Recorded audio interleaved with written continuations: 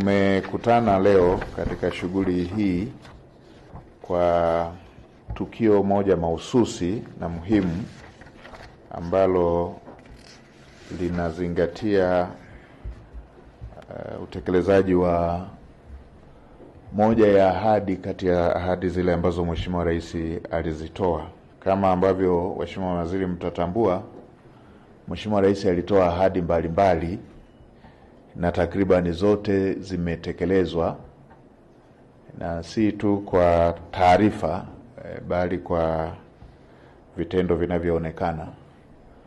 ikiwemo ajira za watumishi wa sekta ya afya 5,000 ndani ya siku 100 kama ambavyo alikuwa ameahidi, na tayari watumishi hao wameshapelekwa kwenye vituo walivyopangiwa. Walimu 7,000 wakiwemo wa science na hesabu ambao tayari wameshaajiriwa na wameshakuwa posted kwenye maeneo walikopangiwa.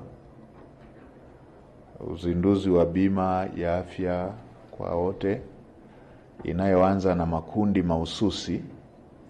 kiwemo watoto chini ya miaka 5, kina mama wajawazito na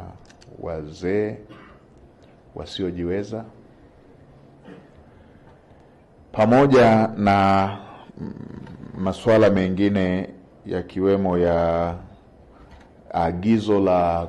kutokuzuilia miili ya wapendwa wetu wanapotangulia mbele za haki wakiwa